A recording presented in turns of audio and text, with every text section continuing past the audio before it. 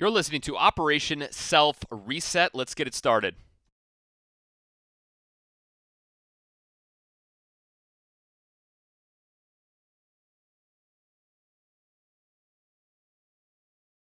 What is going on, you freaking awesome people? Welcome back to Operation Self Reset. My name is Jake Naraki, and thank you for joining me on this show. Sorry for the lack of commitment on my part. I've been in and out, doing some big things on my side of the fence, but don't worry, I have not forgotten about you guys. I honestly think about this podcast probably more than my own children at times, and it's really powerful to know that I need to be there for you guys as much as you're here for me. So I appreciate you for listening in. If this is your first time, go in the archives, check out all the great things that I have done with Operation Self Reset, and hopefully it relates to you personally. Now, today is not so much a planned concept, but it's really about you, and about me and about us. And it's interesting because when you start to go and unravel the onion of who we are and what we're about and who we strive to become, it's very unique. And I think we all get motivated at all different times in our life. And it makes me kind of wonder, why we're here, what's the reasoning behind it, why is it that we struggle to discover ourselves, why is it we discover to be healthy and we kind of zig and zag, yin and yang. We're like a yo-yo. Sometimes we're down low, sometimes we're up high, and it's a really interesting conversation. Unfortunately, if you want the Cliff Note version, I don't have the answer for you. Nobody really does. Tony Robbins doesn't. Zig Ziglar doesn't. Les Brown, all these iconic motivational speakers. But the one thing that they do for us, a lot of do-dos, here we go. The one thing that they do for us is they inspire us to think differently than what we're currently doing. And I think that's the biggest aha out of this podcast and maybe kind of everything that I've learned thus far is to change your thinking, to open your vision, to reflect on yourself. And it's an interesting kind of quorum of how we look at the world. We are habitual animals. We like routine. We like to wake up at a certain time. We like to eat the same foods. We feel comfortable in our home or a same setting. We go to the same vacation spot, not because it might not be the most beautiful place in the world, but we feel comfortable there. We feel relaxed. We feel like this is our kind of Zen place. And it's kind of a unique perspective on why we are addicted to motivation or addicted to high performance or addicted to wanting more. It isn't so much the essence of the message, it is truly more of the identity of how it changes the way we think about things. Now, for me, for example, I have three young boys, have a wife. As of late, I have been hooked on to Dave Ramsey. If you're from America, you might have heard of him. Dave Ramsey is a individual. He is a religious person that really helps people get financially stable. If you're not from this country, Dave Ramsey, well, he is a religious person that helps people become financially stable.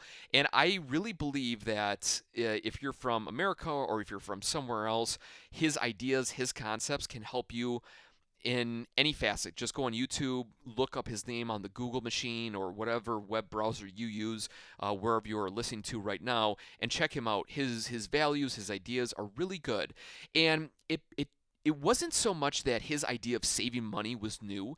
It wasn't that his idea of maybe not overspending and buying the super lavish fancy car and maybe buying a really nice used car is a better idea. These things and ideas are not new. They're not crazy, wild, or whoa, what? I should save some money? That sounds ridiculous.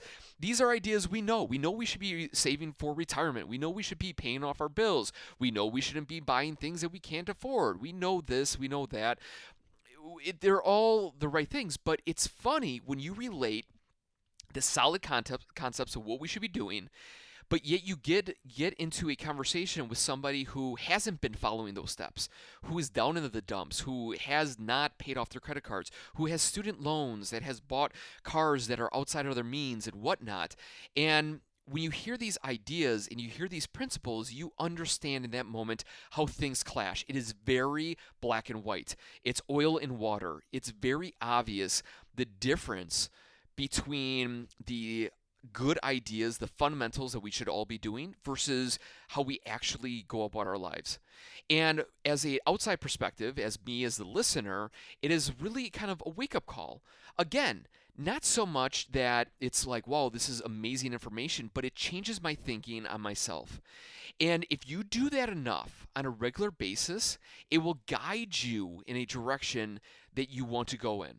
When I started this show, Operation Self Reset, I was kind of looking into getting started with a new business, a new idea. And I remember listening to a podcast by Pat Flynn, who helps people create online businesses. And he started talking about the power of podcasting and leveraging your strengths. And I always felt comfortable speaking. I always felt that I had a message. And when he said that, it was kind of like aha to me. It was like a light went off. And over the course of the next couple months, I started listening more of him. His message retained to me. It really spoke to me. And here I am, multiple years later, on a podcast talking to you guys. And so if you listen and change what you're inputting, you will get a different output. And for me, unfortunately, I hate to keep on saying me, I do this, but hopefully some of these stories or ideas can relate to you and change your thinking enough to get you on the right track. And one thing that I want to say before getting to the next thing, if you want to become a thinner person, and I think weight is one of those worldwide issues of, I'm not saying weight as in you're fat, but I'm saying weight as in we always want to lose a couple pounds, or maybe the holidays came and we gained a couple of pounds. We just want to get back to our normal walking weight.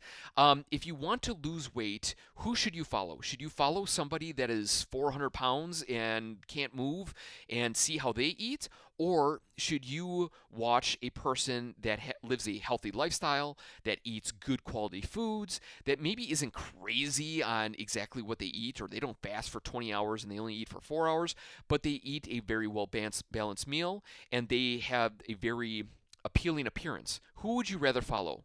Of course, we're all going to raise to the gentleman or the lady that has a better lifestyle than the person that is very, very large. And the same goes in the direction of what you personally want. If you're not where you want to be, it isn't because you don't know where to go, it's because you're not inputting the right information to guide you in that direction. It's funny, if I was to say something that was super motivating to you, super impactful, that you would take that and you would run with it. You'd be like on fire, like you'd be excited, ecstatic, and you would go out there and probably dominate the day. As opposed to you not listening to something that really lit you up and you went about your day. Who would have a better outcome of their day in the evening hours? It would be the person that listened to something good in the beginning of their day or throughout their day that allowed them to guide in a different path. The reason why we love success stories and the reason why we're obsessed with personal achievement isn't because we want to replicate the way Albert Einstein created or invented the light bulb, or Thomas Crapper invented the toilet. I'm sorry, I had to pull him into it.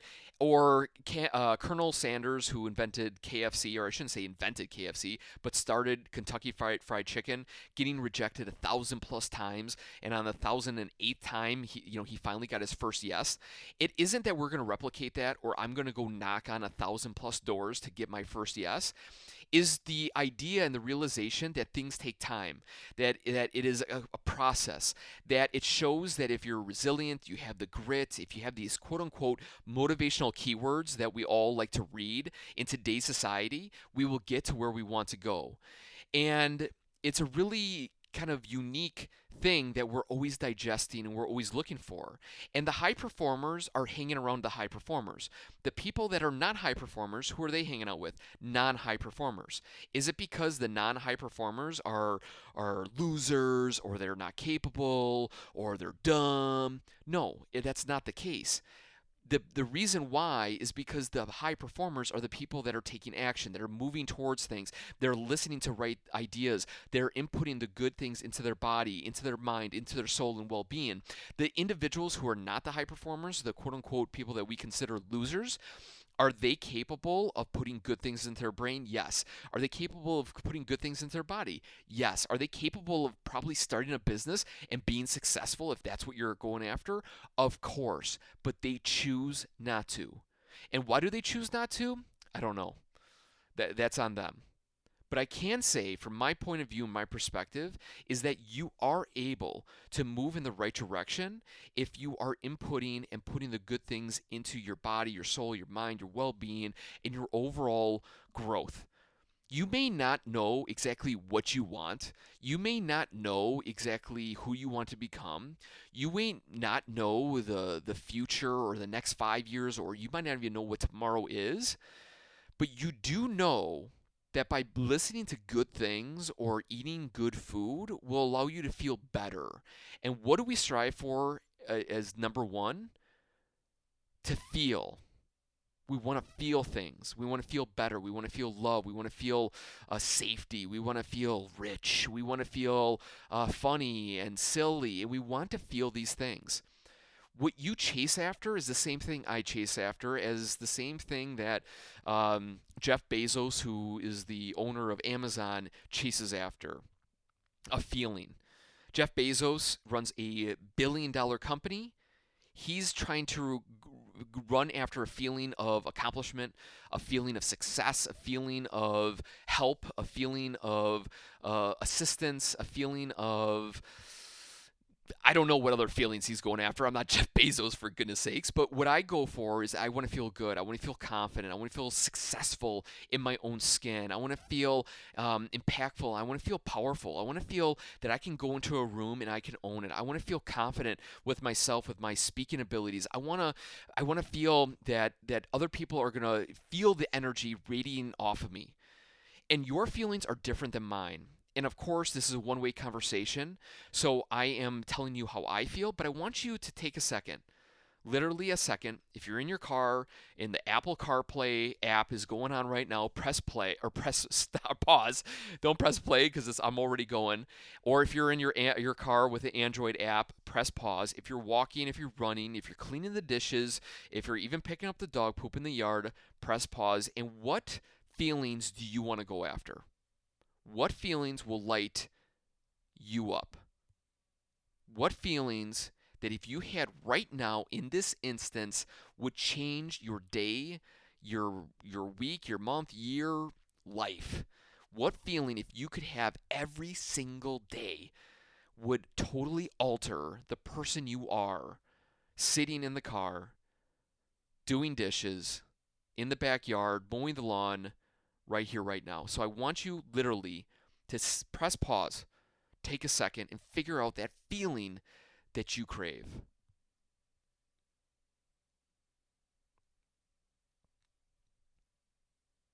There you go.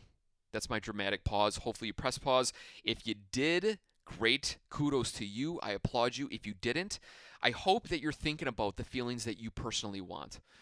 It's really a unique thing to identify the feelings that you want to feel. And if it's not a feeling that you personally want, you might think that's dumb. I don't want to feel things. Then think of the people that you care for. What do you want them to feel from you? If you run and operate a business, do you want your employees or coworkers to feel confidence in you, to feel that you're knowledgeable, right? Nobody wants to feel silly or dumb or not capable. As a parent, do you want to lead your children and make them feel safe? Do you want them to feel like they're taken care of? Make them feel loved? Of course, right? So if you can't think of a feeling for your own good, then think of the feelings that you want other people to feel off of you. And that could be your lightning bolt that shocks you down the spine, that invigorates you to become who it is that you want to, as of today. And so, as you reflect back in your life, what is it that you're going for and striving for? Feelings are very impactful. The second idea, going off of helping you right here, right now, is to understand how can we change when our mind is starting to play devil's advocate on us. when our mind is not supporting us in the path that we are striving for. The quote unquote self sabotage, which we've all had. In those moments where you walk in, you feel prepared for a test, you sit down, you read question number one, and it's like a bucket of cold water in your face. Whoa. And it knocks your confidence out the window at question number one when you got 100 questions in front of you. And they might have put the hardest question right there to kind of knock you off your feet a little bit. But we all understand that self sabotage happens. We understand that there are moments where we just totally fall apart. And the question is, how do we change that? How do we get back on the right path? Obviously, number one is to think of something that can change your mindset. Sometimes it works, sometimes it doesn't. Tony Robbins says that we should do something radical. We should jump around, scream, shout, which is good at times, but there are moments where we're unable to. You know, the self talk is there, but it's kind of hard to talk yourself back into confidence when your confidence has truly gone down the river. And so for me, it isn't so much, it's kind of a mix of the both, is to get back in control. And you may have a visual process that is very good and very complete for you. And I want to share with you my visual process is that there's this little guy inside of my head, and he has like this control panel in front of him. And this is taken from the movie Inside Out. It's a Disney film, and they have like these little characters inside of the person's brain, and they push and pull levers, to make them scream or cry or to be happy or whatever. And I think of that same kind of concept inside of my own self, inside of my own idea, and that little guy in my head that is pushing and pulling. And I need to get in contact with him to take back control. And while I'm doing that, I'm doing a simple stretch, which is basically just putting my arms overhead, locking my fingers, and stretching as high to the ceiling as I can. The idea here is not to stretch as high as you can to the ceiling, but the idea is actually to open yourself up, to change your posture, to open your intercostal muscles, to get yourself in a powerful position. And I spoke on this topic a lot, and it was from a TED talk called Power Positions. And they talked about the science of putting yourself in a position of power, as in standing with your shoulders back, arms overhead, arms crossed. If you're sitting, you're leaning back in a chair in a powerful position. By doing these standard, classic, iconic, powerful position moves, totally alters the biochemistry within your brain, releases all these awesome neurons into your system, and it makes you feel absolutely on fire. Now, you can believe in this or you cannot. And this leads me into my next idea. So, before I get into it, that's how I change my state when self sabotage comes into me. I get in control and I start talking to that little voice inside of my head who literally is like my visual is kind of disgusting. It's like a green booger blob in my head. It's almost like the guy from Ghostbusters, Slime, I think his character name was. That's my visual. Really weird. I don't know why him, but that's the guy I talk to. But honestly, when you get into this powerful position and you hold it for a minute, 2 minutes, to the point where you feel that your arms are starting to tingle overhead, it absolutely changes the game. It has helped me. It has helped a lot of people in my live events, and hopefully can assist you moving forward. And the last thing that I was going to say is this, and this is where I'm going to end it: the belief. The idea of belief is very powerful, but yet very confrontational. Some people are going to believe in this. Some people are going to believe that having a green smoothie every day is going to make their metabolism on fire. Some people are going to believe that thinking positive or having positive quotes and ideas around them are going to change their attitude and their overall well being of the day, the week, the month, year, and whatnot. Some people are going to believe that this is all BS. There are. And you might be one of those people. That who's this Jake guy? He's full of BS. He doesn't know what he's talking about. He doesn't know what I'm going through. He's just reading some stuff and regurgitating it into his own kind of thing, and he has no idea. And the cool part is that belief is a really unique topic. Because if you believe that things are the way they are and you can't change them, they will never change. If you believe that you can change, you can become better, that you can love once again, and you can reach whatever it is that you want to reach, you will reach that. You will become that. You will believe in that. And I have a framework. If you look at your left hand, you have your thumb as gratitude, your index finger is leadership, middle finger is attitude, ring finger is love, your pinky finger is help. Each finger represents a different key attribute. And then your palm is belief, because without your palm, you don't have any fingers, right? They kind of link them all together. And it's a really interesting kind of framework, right? They're all good in their own sense. But at the same time, if you don't have the belief, nothing else works. If you don't believe that working out or taking care of your health is going to extend your life, you're never going to have a long, healthy lifestyle. If you don't believe that changing your mindset or getting control of your life is going to absolutely change your life, it will never happen. And I know if you're listening to this podcast 20 minutes in or 18 minutes in, whatever it is, and you're at this point, at some point throughout this conversation, you believe some of the information that I shared with you does work. And the question isn't for you to battle, do I believe in this? Don't I believe in it? Or whatever. Is for you to understand that if you are fully committed to getting to the feelings that you want, being fully committed and putting a powerful position in your lifestyle, if you're fully committed in changing your feelings and ideas and beliefs about you that can absolutely change your lifestyle, then I think you're on the right path. Because I'll be honest, belief is easier said than done. Belief is one of those things that if it's easy to say here, and yeah, I believe in that. That's a really good idea. But it's another thing to believe it so internally that you're fully committed. I know you have done some amazing things in your life. And I would love to sit here and tell you all my accolades and the things I accomplished and all the people that told me I couldn't do it. All the people told me I had LD, I was learning disabled.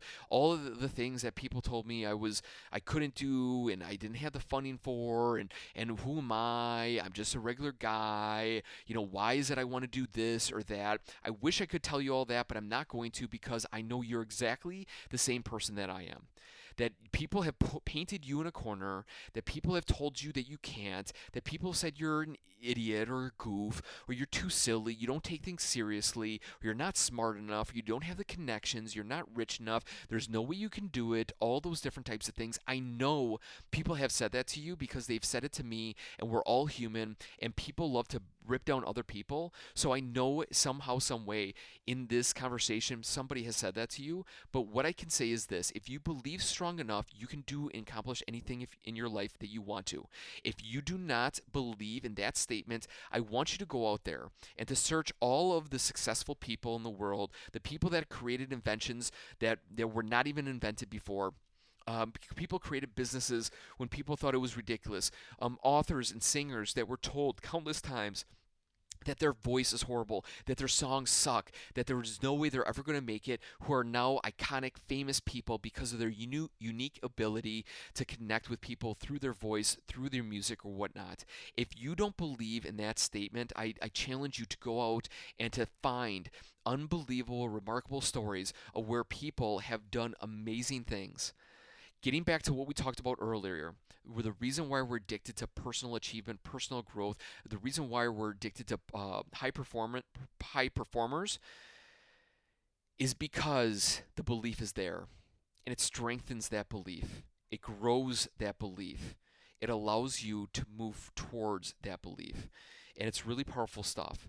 If you get involved in that, it absolutely will change your outlook, to change the way that you live and operate.